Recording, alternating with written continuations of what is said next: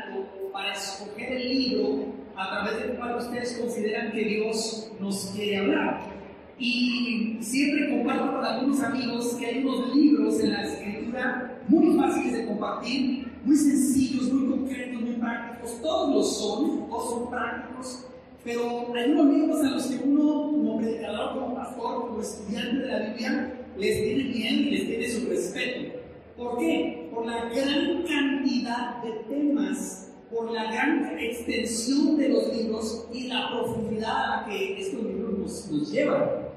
Y precisamente hay dos libros que cuestan mucho trabajo. Apocalipsis, si se acuerdan, hace muchos años, cuando hicimos la misma pregunta a la iglesia, en la iglesia tomó la decisión de estudiar Apocalipsis, nos aventamos 5 o 6 años estudiando el libro de Apocalipsis verso a verso. Están por allí las predicaciones en el sitio o en Facebook, búsquelas. Y vaya, qué cosas nos enseñó Dios en ese tiempo.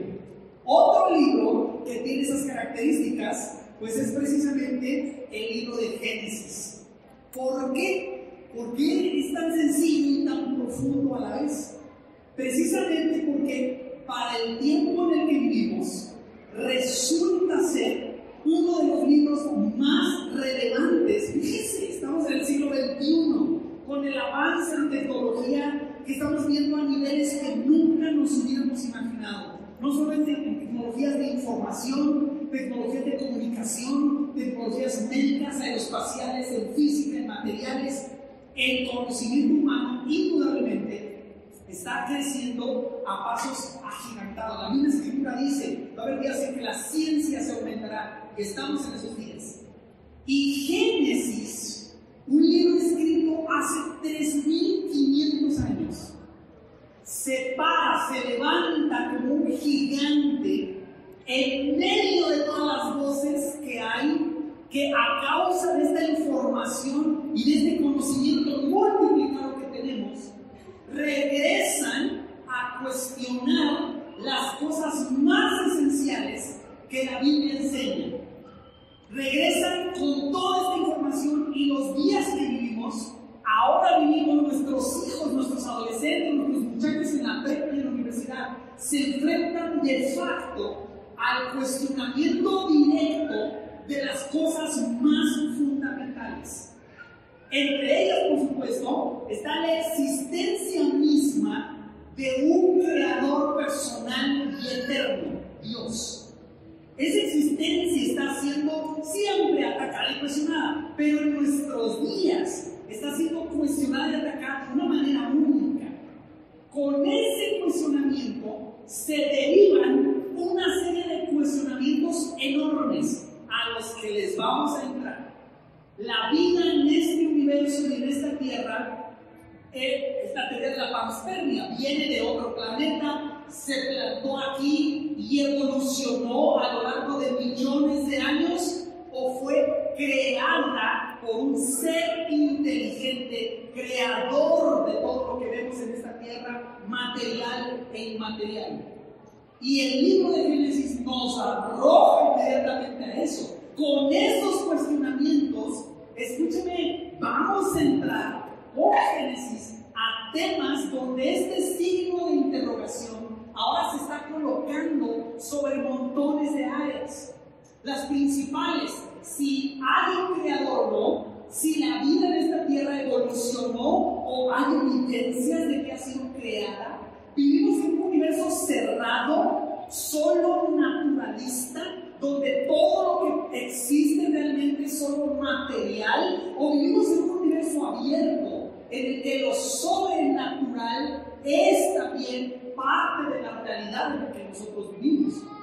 Si te metes un poquito más abajo, ¿qué somos nosotros los seres humanos? Somos una masa de tejidos, reacciones químicas e impulsos eléctricos que venimos de la evolución, de una amiba, de una bacteria, hasta la complejidad que tenemos. Vivimos en esta vida a como se nos dé la gana y morimos y simplemente nos desvanecemos. Nuestros impulsos eléctricos cesan, o somos seres trascendentes, creados a la imagen de un creador personal que tiene un significado, la vida en esta tierra, y hay una posteridad después de la muerte. Fíjese todas las cosas a las que Génesis nos arroja.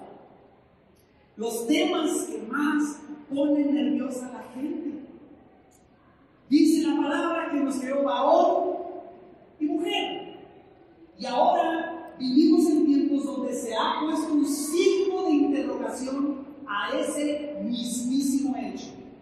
¿Puede una persona que ha nacido con sus cromosomas XY como un varón, puede escoger la identidad de su género?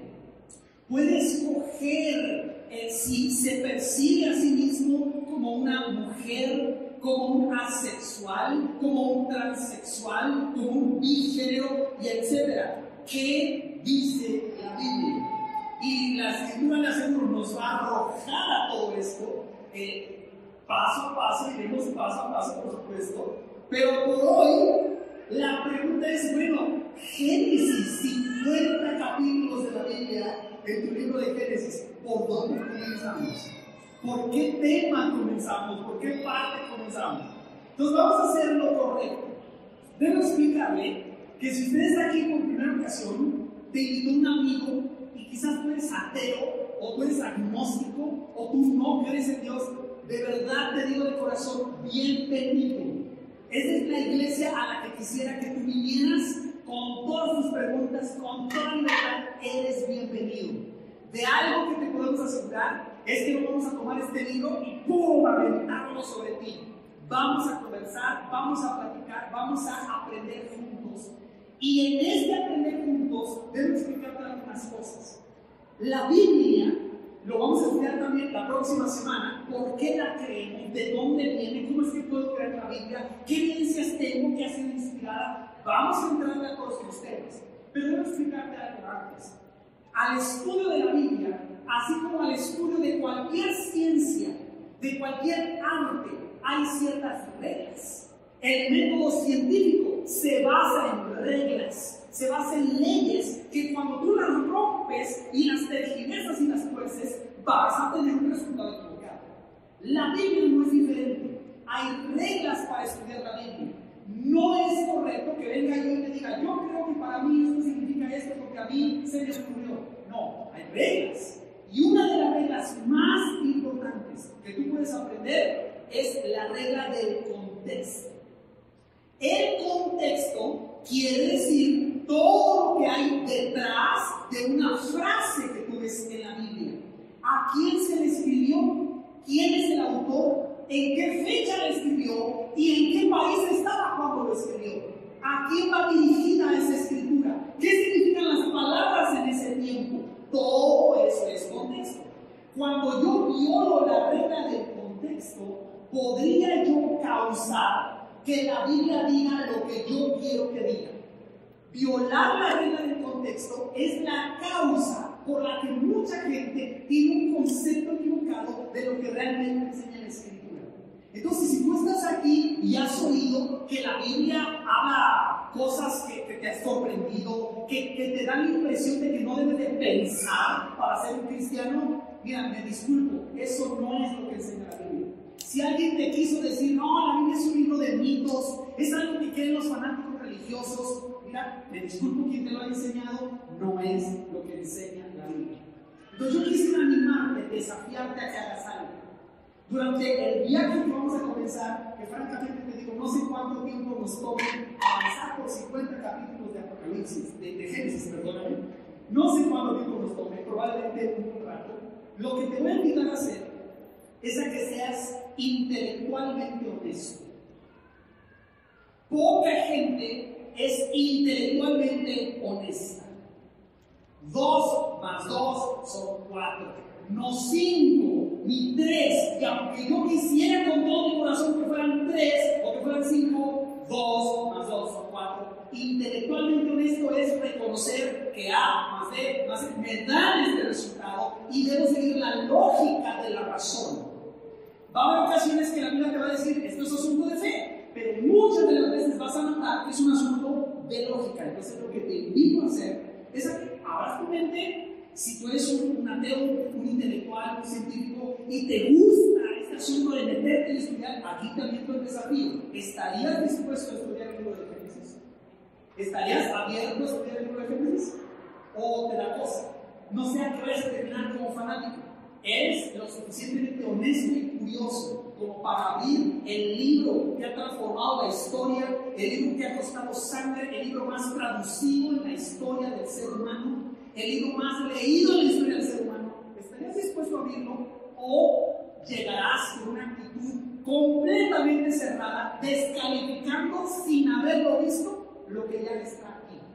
Observas que es un asunto de ser intelectualmente honestos. Y lo mismo, con todo corazón, te ofrecemos nosotros o te ofrezco yo como el expositor acá. Entonces, déjame explicarte de volada, en forma general, el contexto de Génesis. Todo lo que te voy a comentar aquí ha sido estudiado desde hace más de 3.000 años, con autores hebreos, con autores egipcios, con autores de todos los continentes. Han estudiado lo que te estoy comentando.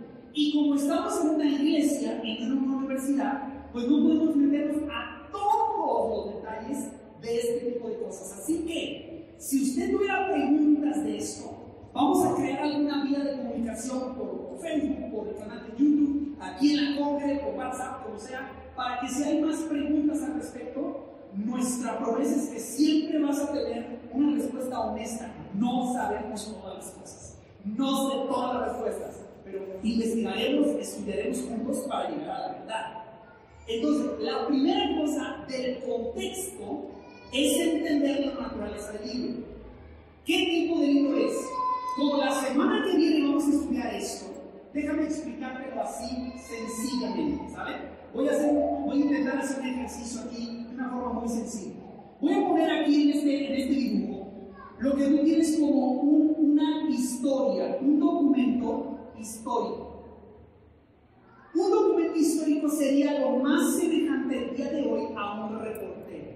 Un reportero fue al día de ayer, hubo la inauguración de un estadio de béisbol. ¿Okay? Yo no estuve, no fui, pero tú puedes leer los reportes porque un reportero se paró ahí y vio ahí, había 20.000 personas, no sé, pero no, es un ejemplo. Inició a las 7 de la tarde, llegó el presidente de la República, estaba tal persona, pasó esto y nos da un relato histórico completamente, pensado y basado en relatarte historias. Esa es la razón por la que se escribe así, ¿de acuerdo? Se le llama al género literario de ese género literario es un reporte o una historia. Y puedes estudiar historiadores, ¿vale? Ahora, solo para ilustración, del otro lado, al extremo opuesto, vamos a poner aquí a los poetas, ¿sale? Los poetas que con un uso del lenguaje muy rico, muy grande, nos quieren explicar lo hermoso que es algo o la experiencia que pasaron. Y nos dicen poemas. El poema no necesariamente es un hecho histórico, ¿cierto?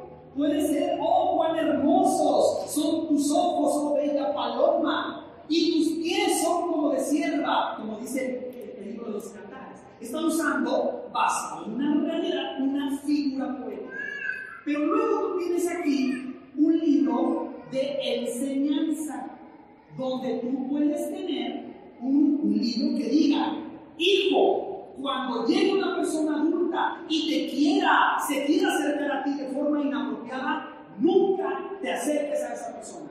Hijo, debes ser honesto. Si encuentras algo que no es tuyo, regrésalo. Es un género literario de la enseñanza. Entonces, en tu Biblia, que tiene 66 libros diferentes, hay libros de historia, hay libros de poesía, y hay libros de enseñanza, hay de todo.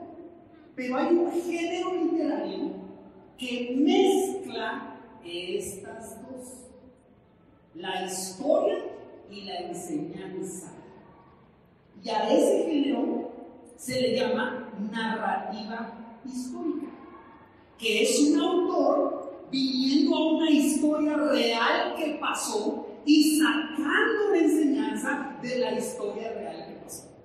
Se le llama narrativa histórica, ¿sale? Tú y yo la podemos aprender y leer en un montón de lugares. La Biblia tiene muchos libros que son narrativa histórica.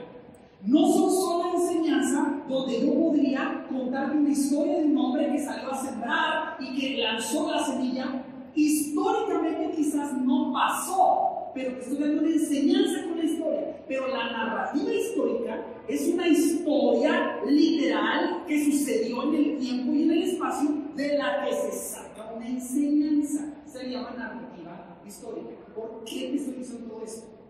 Porque mucha gente llega a Génesis y lo abren y dicen, libro primero de Moisés, Génesis. En el principio creó Dios los cielos y la tierra. Empiezan a leer y en su mente están aquí. Qué linda historia, qué poema tan bonito. Adán y Eva tomamos de la mano y paraditos en el huerto. ¿Qué? No pasó, pero es un lindo poema. Va a haber otra gente que va a llegar a Génesis y se va a poner aquí en el área de enseñanza. Y te va a decir, eso no pasó, pero ¿qué lección nos da? Ojo, no. Génesis, todo su contexto, toda su historia, toda su escritura nos grita y es comprobablemente un libro de narrativa histórica. O sea, son eventos históricos que sucedieron, pero escritos con la intención de dar una enseñanza. Por lo tanto, no es un reporte como el que hace el historiador y el reportero, pero tampoco es un libro de enseñanza como el que escribe Salomón en Proverbios o Eclesiastés. Sumamente importante entender estas dos cosas.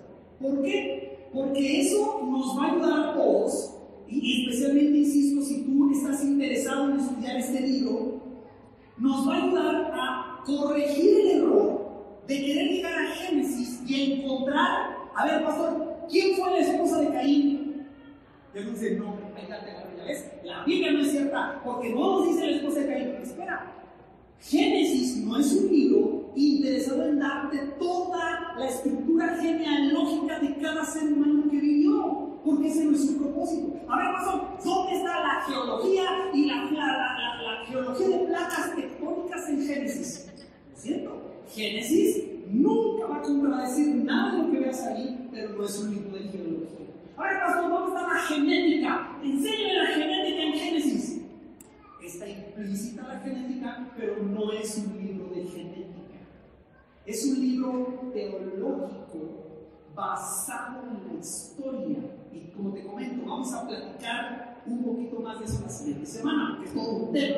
Pero esa es la idea, si tú eres médico, si tú eres investigador, si tú eres biólogo, escúchame, estoy en tu mesa sentado, tú eres biólogo y tienes preguntas, escucha, Génesis te contesta desde un punto de vista teológico, no geológico, aunque en esta teología, por estar basado en la verdad, contiene elementos de la geología que tú estás estudiando, o de la medicina, o de la sociología, o de la comunicación, lo que quieras, porque es un libro sumamente profundo, ¿me explico?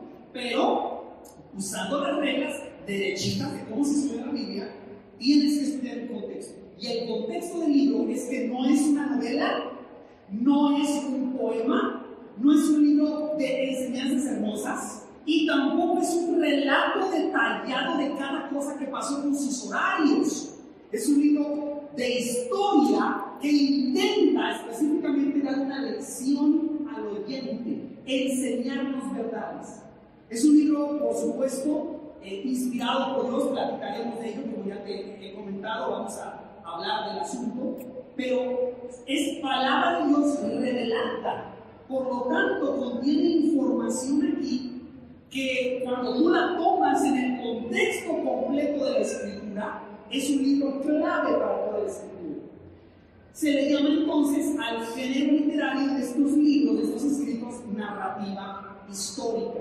Está narrando una historia con el propósito de dar una enseñanza. No es novela histórica. Ahora hay mucha moda de los historiadores que escriben novelas. Y es interesantísimo. Es un hombre que estudia tanto del personaje que puede crear una novela ficticia basado en un personaje histórico. Se le llama novela histórica. Y tú puedes encontrar un montón de personas que hacen eso. Unas mejores que otras. Insisto, un hecho histórico indicando a partir de aquí para escribir una novela. Aquí es diferente. Aquí es un hecho histórico que se narra para darnos una lección. Insisto, no entremos al libro buscando en el libro cosas equivocadas. Hay una serie de novelas, no las he leído, que hablan sobre los placeres carnales de los héroes de la independencia en México. No las he leído, me han comentado que son buenas. Es como si tú quisieras ir a esas novelas para determinar el carácter moral de Benito Juárez, o el carácter moral de Morelos, o el carácter moral. Evidentemente es una novela histórica basada en un hecho real, pero que ha sido embellecido, cambiado. Aquí no vas a encontrar en Génesis eso, vas a encontrar un hecho histórico que es narrado con un propósito teológico. Ahora, el contexto se puede entender más o menos de una manera sencilla para que tú y yo no nos revolvamos, no creamos que esto es demasiado complicado. Muy sencillo, hay un contexto histórico, o sea, ¿qué sabemos del libro? ¿De dónde viene? Me ha preguntado la gente, ¿cómo sabes que no lo escribió tu abuelito?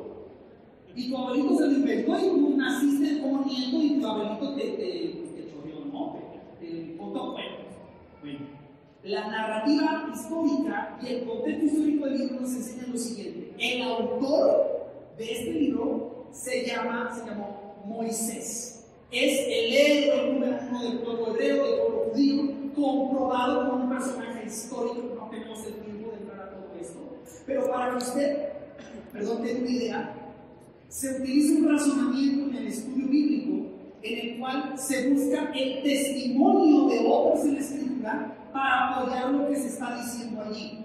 Y solo para dar, insisto, la información muy concreta, sin entrar en detalles, el Señor Jesucristo creía claramente en la autoría de este libro por mano de Moisés.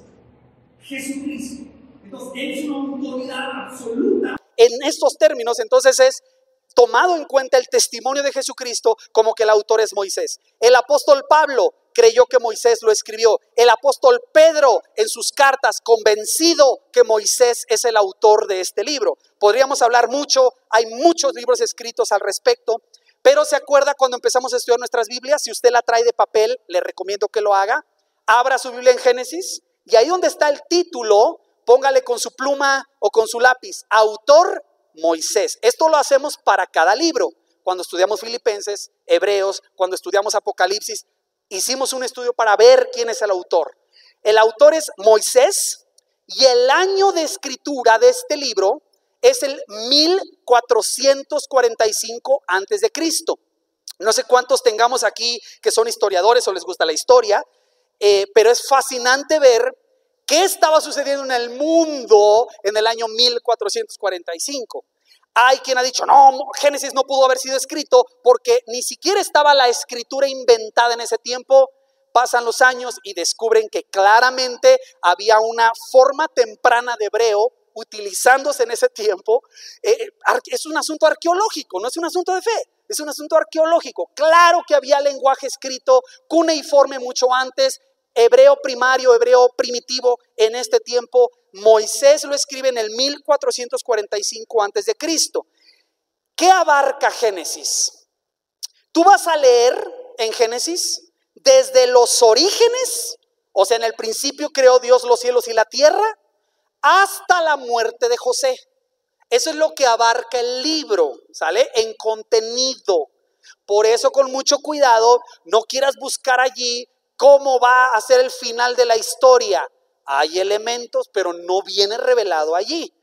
La cronología comprobada, de verdad, por estudios, por libros, quien guste, le referimos a estudios de doctorados, de maestrías que estudian la cronología bíblica. Hay mucha información ahora, gracias a Dios, pero la cronología comprobada, fíjense, comienza en el 2166 antes de Cristo con Abraham y termina en el 1806 antes de Cristo con José. Entonces observa todo el tiempo que ha pasado, comprobado de contenido, hasta que Moisés lo escribe en el 1445 antes de Cristo.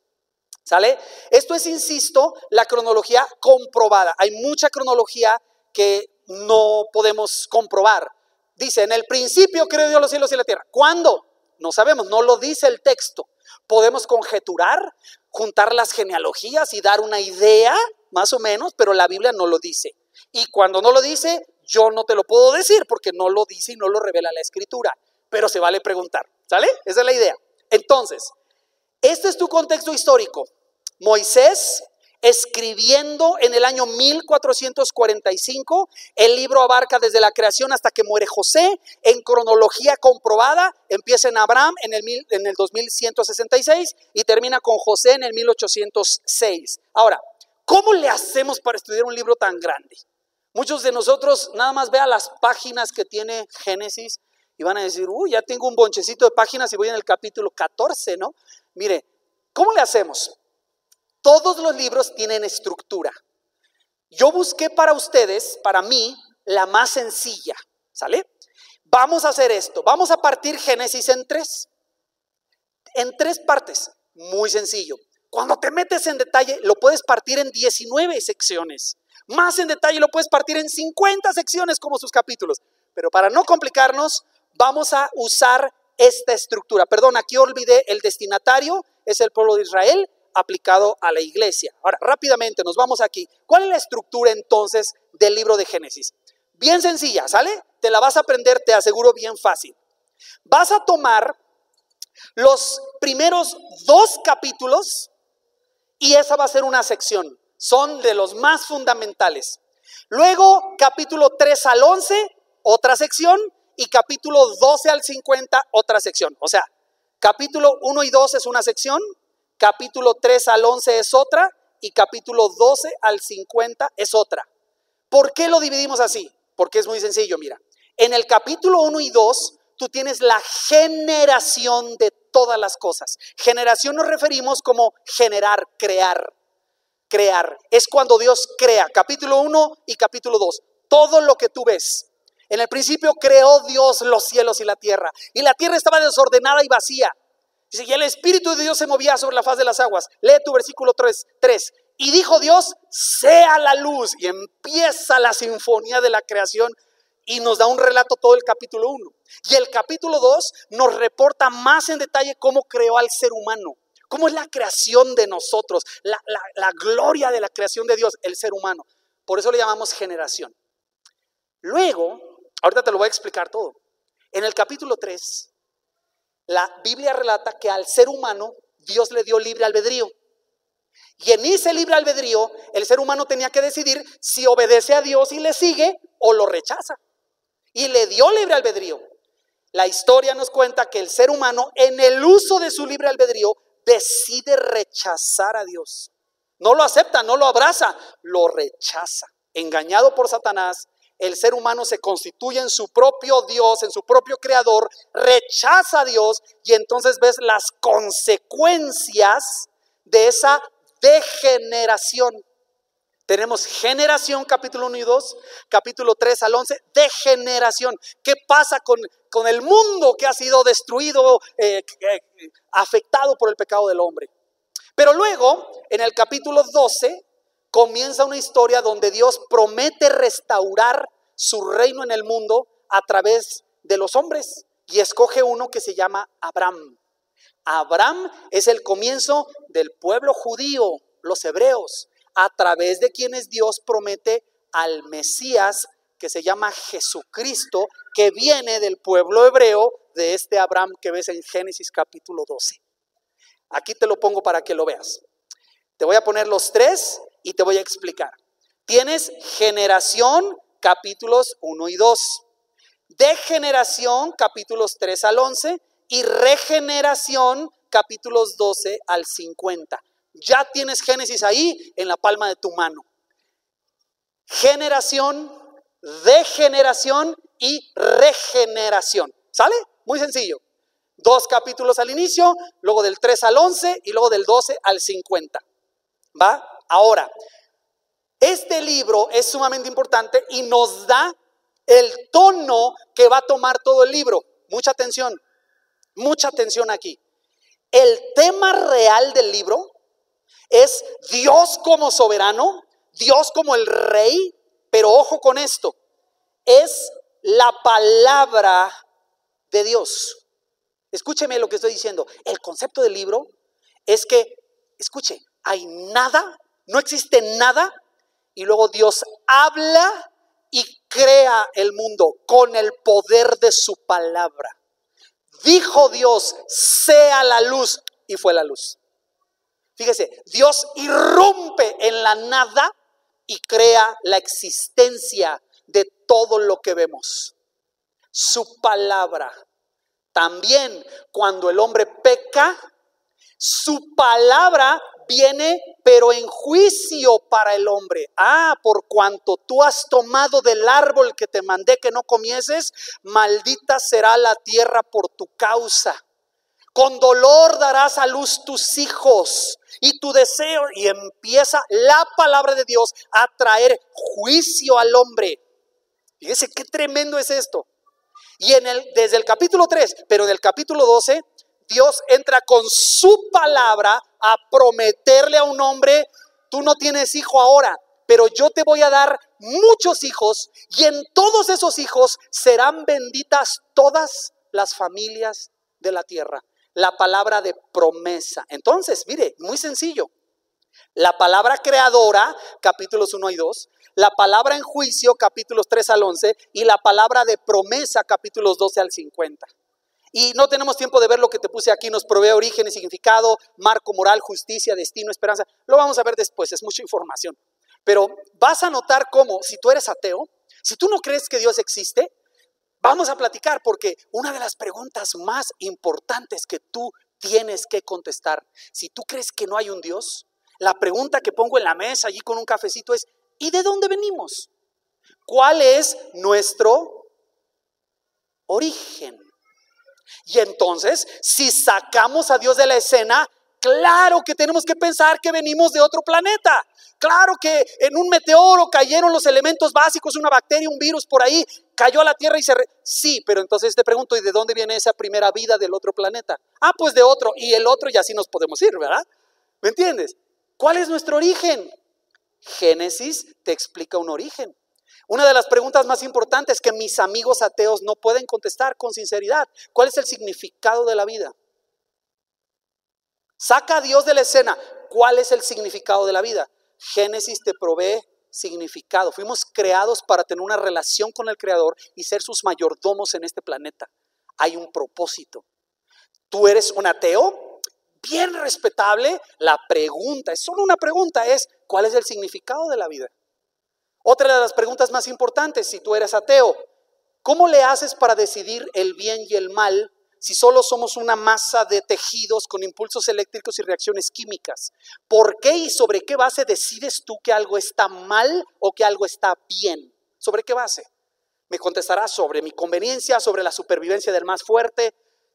Te aseguro, te apuesto que solo crees eso hasta que se trate de ti, hasta que llegue a ser personal. Es decir, si yo tomo tu vehículo porque soy más fuerte que tú, dejas de creer eso. Si yo tomo tus hijos y los esclavizo porque soy más fuerte que tú, dejarás de creer eso. No hay un marco moral cuando tú sacas a Dios de la escena, y Génesis te provee un marco moral. Muy importante: ¿para qué estás en esta tierra y cuál es tu destino? ¿Hay esperanza para mañana si tú no crees en Dios y crees que venimos de la nada, vivimos para nada y seremos nada? Es interesante. Son preguntas hechas ahí, adelante, ¿sale? La Biblia te provee un destino, te provee una esperanza. Insisto, estamos conversando, vamos a platicarlo, pero te explico cómo Génesis tiene esa estructura. Nos habla de la generación, luego la degeneración, y Dios irrumpe con su regeneración. En todo el centro siempre es nuestro Dios. Otra forma en que te puedes aprender más fácil Génesis, ¿va? Es a través de sus personajes principales. Son 7. Lo voy a poner aquí una vez y vamos a ver quién logra aprendérselo así de un jalón, ¿sale? Los 7 personajes principales de Génesis, ¿quiénes son? Número 1, por supuesto, Dios. ¿Quién es el primer hombre que crea? Adán, ¿de acuerdo? El siguiente héroe por ahí en la historia, ¿quién será? ¿Se acuerdan de un arca? Noé, ¿sale? Luego de Noé, el personaje central es Abraham. El primer hijo de Abraham de la promesa, Isaac. El hijo de Isaac, Jacob. Y el principal hijo de Jacob, José. Entonces ahí tienes 7 personajes que vas a ver en Génesis. Dios, Adán, Noé, Abraham, Isaac, Jacob y José. ¿Quién me los puede decir sin ver? ¿Se lo sabe? Dios, Adán, Noé, Abraham, Isaac, Jacob y José. Listo, ya lo tienen, miren. Una galleta para todos por ahí en la pasa a cobrar a la tienda, ¿sale? No es cierto, no me meto en problemas. Ahora, bien, ok, ya tengo la historia de Génesis, exacto. Moisés lo escribió, 1445, que abarca, ya tengo una estructura, generación, degeneración, regeneración. Ahora, ¿qué vamos a encontrar cuando nos metamos a Génesis? Aquí es importante lo que le voy a explicar. Hay un concepto que se llama revelación progresiva. No se asuste de los términos. ¿Qué quiere decir? Que cuando Dios estaba con el hombre uno a uno, Dios le revelaba todo al hombre y en una relación perfecta. A causa de que el hombre peca, es como si hubiera caído un velo entre Dios y el hombre, ¿sale? Ya no hay la relación que queremos con Dios. Hay un velo, había un velo, no sabíamos ni qué onda. La revelación progresiva es como si Dios agarra ese velo, ese telón, y lo va abriendo poco a poco y va revelando cada vez más de quién es Él, hasta que nos revela por completo quién es Él a través de su Hijo Jesucristo. Y luego nos revela un poco más con los apóstoles, con los profetas del Nuevo Testamento, y nos revela hasta el final de la historia con Apocalipsis. Se le llama revelación progresiva, porque si tú lees Génesis, ¿qué vas a ver? Vas a ver un poquito de la revelación que vas a ver después, pero seminalmente. Vas a ver doctrinas en su forma de gestación, iniciales. ¿Me explico? ¿Qué tanto vamos a encontrar aquí? Esto es para ustedes que estudian su Biblia. Todas estas doctrinas que te puse aquí en la pantalla son doctrinas que vas a encontrar en Génesis. Fíjate, en Génesis, la Trinidad, el concepto trinitario, pero no viene la palabra Trinidad, viene en forma seminal. Se está revelando poco a poco, ¿verdad? La escritura, el telón se está corriendo hasta que conocemos a Jesucristo, pero en Génesis es apenas que se está abriendo la cortina. La estrategia de Satanás. ¿Cómo trabaja Satanás para engañarnos? Viene en Génesis. La naturaleza pecaminosa del hombre. ¿Por qué el hombre constantemente engaña? ¿Por qué es egoísta? ¿Por qué las sociedades no funcionan? ¿Por qué los hombres, aunque tengan todo lo bueno, hacen lo malo? Hay una respuesta en Génesis. No es solamente genética, ¿no? No es social nada más. Hablamos de la raza caída. Allí, el concepto de sacrificio. ¿Por qué se requiere? ¿Por qué las religiones hacen sacrificio? ¿Por qué el sacrificio? ¿Por qué las mandas que hacen mis amigos católicos? ¿Por qué la penitencia? Tiene un concepto en Génesis. La elección soberana de Dios. De la nada dice, Abraham, te vas a ir de tu tierra a tu parentela. ¿Qué tenía Abraham? Nada. Era un idólatra. Y Dios lo escogió soberanamente. Justificación por la fe. Solo por creerle a Dios, Él te perdona. Por creerle. Viene en Génesis, ya lo conociste en Cristo, en su cruz, pero en Génesis ves esas semillas, la seguridad del creyente. También vamos a aprender la necesidad de santidad o de la santidad. El poder de la oración viene en Génesis. El rapto de los santos que aparece hasta la primera carta de Pablo en los Tesalonicenses. Fíjate, ya aparece en Génesis. El juicio de Dios sobre el pecado, la promesa de un Salvador aparece en Génesis. Y atención, muerte, sepultura y resurrección de este Salvador está en Génesis. No hasta el Nuevo Testamento. Desde Génesis ya empiezas a ver las señales, los foquitos, las huellas digitales de esta gran doctrina. ¿Qué opinan? Mire, la base bíblica de las misiones. Pensamos que eso es del Nuevo Testamento. No, las misiones es el corazón de Dios desde Génesis de bendecir a todas las naciones de la tierra. No es una idea nueva de Jesucristo. Eso viene desde Génesis. Y mire, ¿qué le podría decir? Un montón de cosas aquí que podríamos sacar del libro de Génesis. Ahora, vamos a movernos a otra regla de estudio bíblico, ¿sale? Cada que tú abres la Biblia, mira, así le hagas así con el dedo, no se lo recomiendo, pero si usted le hace así, hagas así, ¿no? Con su dedo y le pone el dedo ahí y agarra un versículo, tiene que estudiar el contexto, pero todo verso, todo pasaje de la Escritura tiene 3 aplicaciones, ¿sale? 3 aplicaciones, 3 formas de aplicarlo, de interpretarlo, de verlo en nuestra vida. Se le llama la aplicación histórica, que es lo que significó en su momento. lo que quiso decir el autor original a sus oyentes originales. ¿Sale? Segunda, una enseñanza doctrinal. Y tercero, una aplicación personal. Muy fácil. Estudias un libro o un versículo. ¿Qué quiso decir originalmente? Segundo, ¿qué me enseña a mí? ¿Qué me enseña o qué quiere enseñarnos? Y tercera, ¿para qué me sirve a mí? ¿Qué me deja a mí esa enseñanza de la Biblia? Todas las veces que tú veas, todas las ocasiones, todos los pasajes tienen este elemento. Te doy un ejemplo rápido. La historia nos cuenta en el Evangelio que iban los apóstoles en una barca. Empieza a haber una tempestad. Ojo, todo esto es historia. Es historia. Y así dice la Escritura en un universo abierto. A la mitad de la noche, el Señor Jesús llega caminando sobre el agua. Es historia.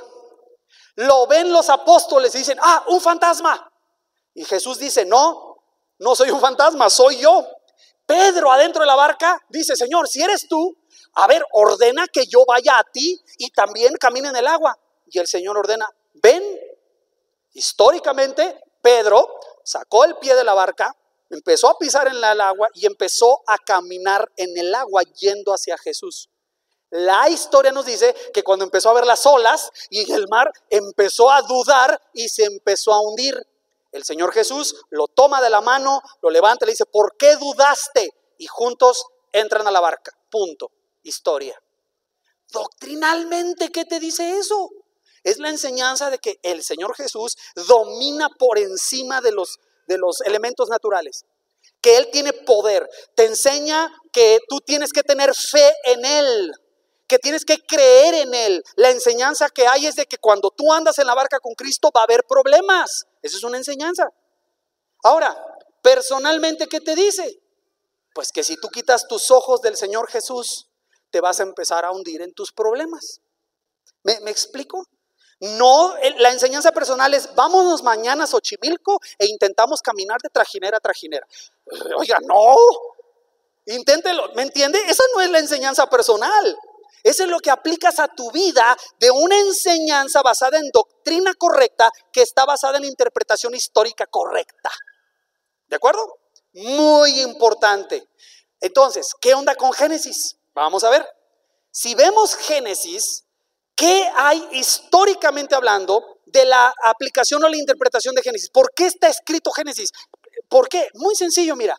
Moisés, en el año 1445 a.C., busca inspirar al pueblo de Israel a tener la determinación y la fe en Dios para conquistar la tierra y vivir en santidad para el Dios que lo salvó. O sea, ¿cómo? El pueblo de Israel era esclavo en Egipto, Moisés es su libertador. Entonces imagínate que tú eres el líder de 2 millones de refugiados que han estado 400 años esclavos en Egipto y ahora tu Dios te mandó sacarlos y llevarlos a una nueva tierra. ¿Sale? Tú eres el líder y ahí vienen esos 2 millones de refugiados y justo antes de entrar Dios te dice, pero espera, tú no vas a entrar. Tú vas a ver la tierra pero no vas a poder entrar a la tierra. Entonces, ¿cómo le harías para inspirar a estos 2 millones que cuando entren a la tierra se mantengan fieles a Dios y no se contaminen con la idolatría que hay en la tierra que van a tomar? Entonces Dios usa a Moisés para escribir los primeros 5 libros de tu Biblia: Génesis, Éxodo, Levítico, Números y Deuteronomio. ¿Para qué fueron escritos? Para inspirar a esos 2 millones de que cuando entren a la tierra no se contaminen con el paganismo y la idolatría de esos pueblos y sirvan fielmente al Dios que los salvó. Esa es la idea aquí, santidad para el Dios que los salvó. Y escribe esos primeros 5 libros. Esa es la parte histórica. ¿Sale? Y tú dirás, pues eso a mí qué me importa, yo ni soy judío, ni voy a entrar a la tierra prometida. Sí, probablemente no, pero esa es la parte histórica y no se vale violar la parte histórica. Pero ¿qué onda con la doctrinal? Aquí es donde entramos nosotros y empezamos a sacar una riqueza enorme de Génesis. Ojo, Génesis es un libro que enseña la soberanía de Dios en la historia humana.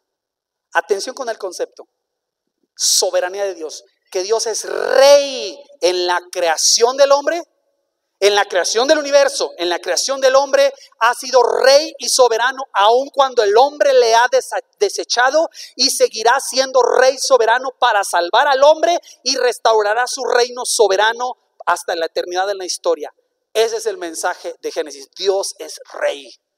Tú vas a ver cómo hombres se le rebelan y los hombres le alegan y le pelean y lo rechazan. Eso no le quita el reinado a nuestro rey, a nuestro Señor. Él sigue siendo rey. Le digo a mi amigo, tengo un amigo que es ateo y de verdad somos buenos amigos, y le digo, oye, mira, te quiero mucho, pero tu ateísmo no le hace nada a Dios. Pero es que yo no creo en Él. Eso no hace que Él desaparezca. Eso no hace que Él deje de ser rey. Él sigue siendo rey, solo que tú no has decidido no reconocerlo. Perfecto, o sea, es aceptable tu postura, la entiendo, pero tu ateísmo no modifica la realidad. Dios sigue y seguirá siendo el Señor soberano. Doctrinalmente, ¿para qué se nos da este libro? Para mostrar al pueblo de Israel, fíjese, sus orígenes y la fidelidad de Dios al escogerles como un pueblo que ha de heredar la tierra y ser bendición a las naciones. Esa es la razón por la que se le escribe al pueblo de Israel. Pero esto también te explica tus orígenes, te explica el propósito por el cual Dios te ha escogido. Y una cosa muy importante en este aspecto doctrinal, el tema que hila todo Génesis es la palabra de Dios. O sea, la voz de Dios, la intervención de Dios con su palabra. Como te explicaba, la palabra de Dios para crear, la palabra de Dios para traer juicio cuando hay degeneración, y la palabra de Dios para traer restauración y promesa cuando Él va a salvar al mundo. Entonces, ¿qué me dice a mí? Esta sección, mis amados, es muy, muy importante porque la parte aquí que tú y yo tenemos que, obviamente en algún punto, llegar a contestar es esta. Que el mismo Dios que creó el mundo es el que te ha creado a ti. O sea, si Génesis 1:1 es verdad, en el principio creó Dios los cielos y la tierra. Entonces hay un Dios ahí que te creó a ti. Y si ese Dios te creó a ti, tú tienes un origen en Él. Y ese mismo Dios anhela restaurarte a una relación personal con Él a través de su palabra. O sea, te digo, sé intelectualmente honesto. Si Dios no existe, si no hay Dios, vamos a irnos en esa dirección hasta el final. Pero si hay un Dios y Él te creó, ese Dios tiene un propósito para tu vida. Ese Dios te va a pedir cuentas de cómo estás viviendo, porque es un juez. Es un juez. Ese Dios te diseñó con una razón, hay un propósito, hay un significado.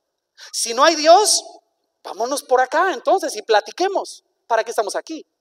Contéstame de dónde venimos. Bueno, la evolución, ¿correcto? Y de dónde se originó, y podemos hacer muchas preguntas. Como seguro tendrás muchas, si reconoces la existencia de tu creador, tendrás muchas preguntas, razonable. Pero lo que no puedes hacer es ponerte en medio.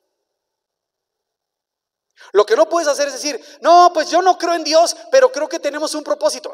¿De dónde lo sacas?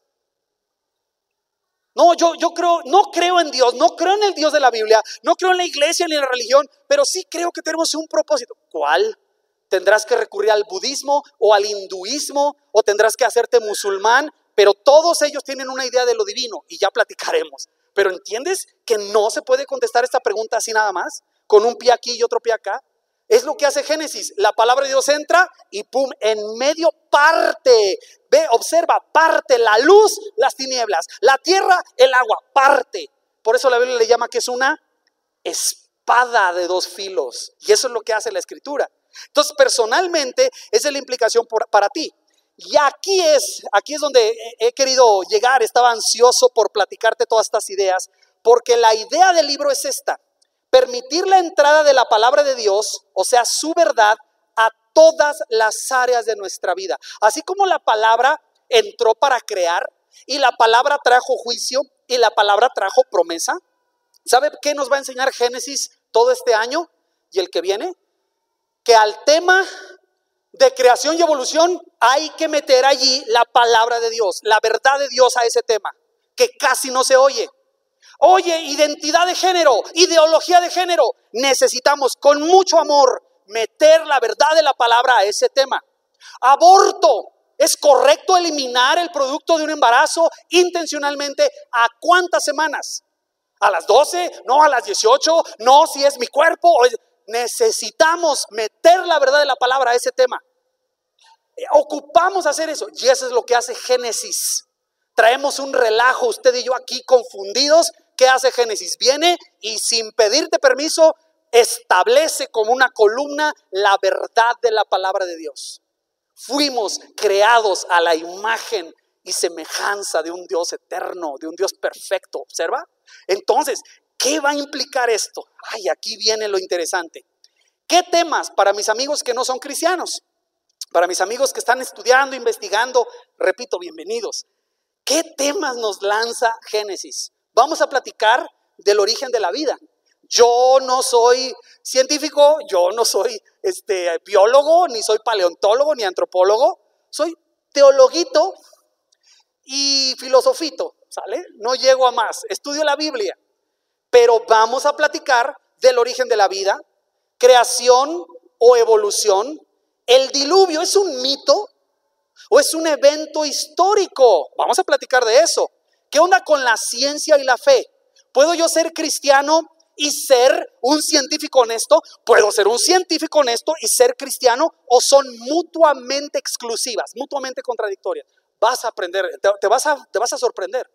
Mucha de la gente que toma una idea equivocada de la fe es porque tienen un concepto equivocado de la Biblia.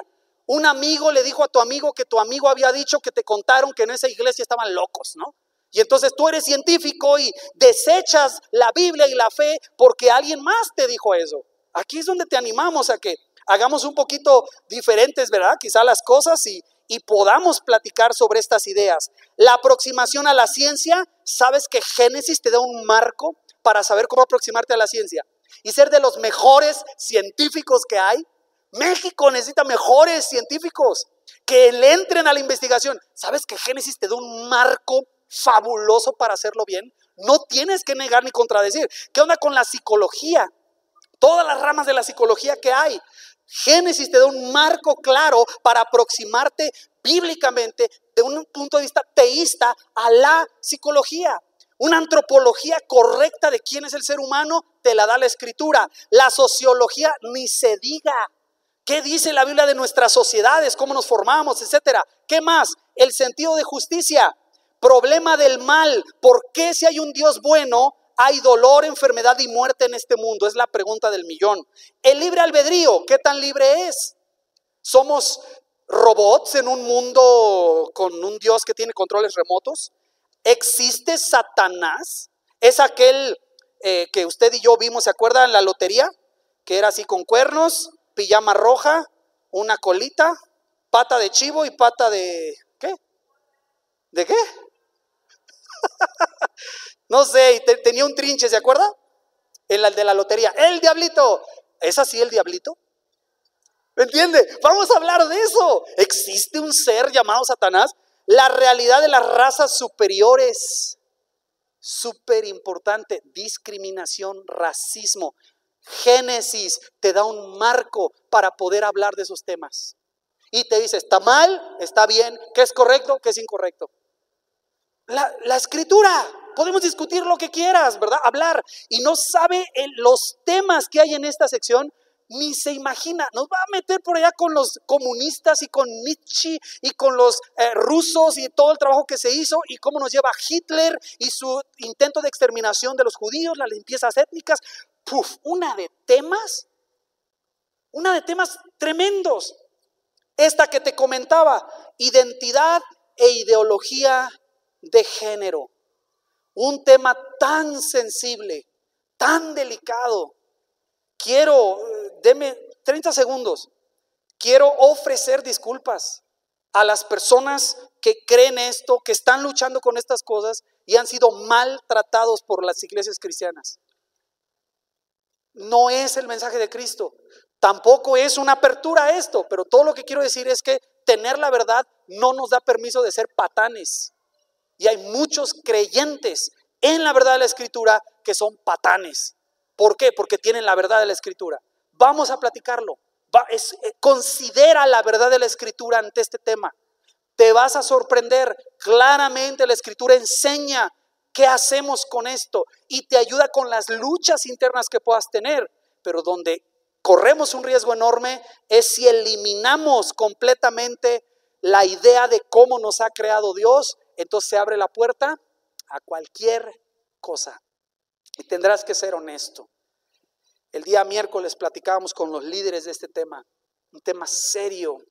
La homosexualidad, una lucha de las personas que creen en la homosexualidad, el estilo de vida homosexual, que lleva muchos años.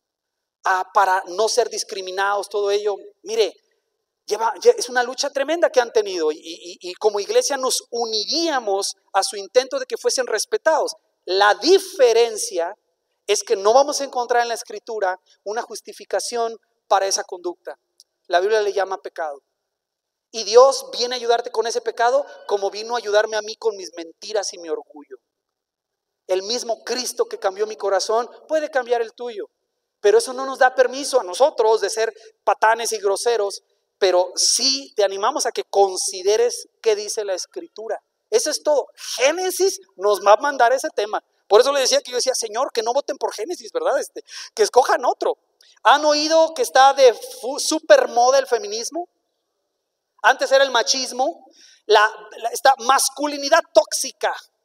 Y mire, hay cosas de verdad ahí, hay cosas de mentira, elementos incorrectos que nos dice la Biblia. Génesis nos manda a todo este tema. De verdad le digo, no vamos a alcanzar. Vamos a platicar del origen de las naciones, el origen de los lenguajes, el origen de los gobiernos, de las ciudades, de la música, literatura, artes y agricultura. Todo ello lo explica Génesis. No lo explica a detalle, pero nos da el marco para podernos mover en esa dirección. Entonces, vamos terminando. ¿Por qué yo debería estudiar Génesis? No es un libro muy antiguo, 3.500 años de antigüedad. No estamos ya en un tiempo donde la ciencia ha avanzado tanto que ya no necesitamos Génesis. Génesis en realidad es el libro de los inicios. Marca el origen y nunca vamos a saber a dónde vamos si no sabemos de dónde venimos. Te da los inicios del mal, los inicios de la historia humana, los inicios de por qué hay muerte y asesinatos en este mundo. Los inicios del matrimonio, de la familia, cómo arreglarla. Te da los inicios del juicio de Dios en este mundo, un marco moral. Ahí vienen los inicios sobre la doctrina de la redención, la doctrina del sacrificio. Como ya te conté, no voy a platicarlos todos, pero esta es la frase que nos va a servir a nosotros durante los próximos meses. Génesis es un libro que te da fundamentos para la vida. Fundamentos. Seas un ama de casa, seas un investigador en un nivel de doctorado, seas un filósofo, seas un médico, seas un pastor, seas un hombre de negocios, seas un joven o un adolescente. Los fundamentos para cómo vivir, Génesis te los da. ¿Y sabes cuál es el primero? En el principio creó Dios los cielos y la tierra. Ahí está el fundamento inicial. De ahí parte todo. Génesis es un libro que nos va a ayudar a fortalecer y a comprender mejor nuestra fe. ¿Qué creemos? ¿Por qué lo creemos? Y voy a pedir con mucho cariño a mis hermanos cristianos, con mucho cariño, no de respuestas de pizarrón o de kinder.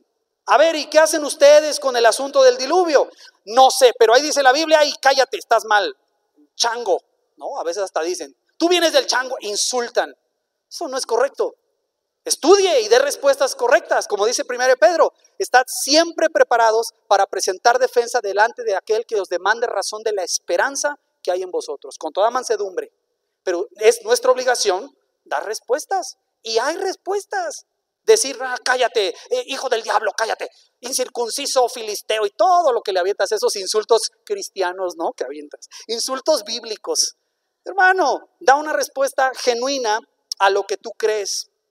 La idea básica, y termino con esto, la idea básica que hace Génesis es si tú vas a decidir incluir a Dios en tu vida o excluir a Dios en tu vida.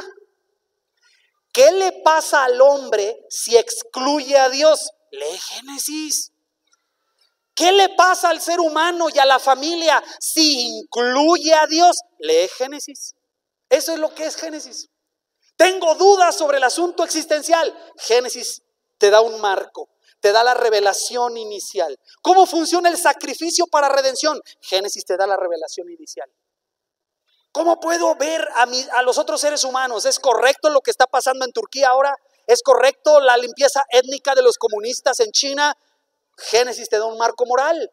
Ve, te da un marco moral. Eso es lo fascinante. Sacas a Dios de la ecuación y signos de interrogación por todos lados. Y este es el punto. Los signos de interrogación son para las preguntas más importantes del ser humano. Vamos a platicar cómo realmente la ciencia, que es una bendición, es un regalo de Dios el poder conocer el mundo con el que nos relacionamos, no nos contesta las preguntas más fundamentales. ¿Para qué estoy aquí?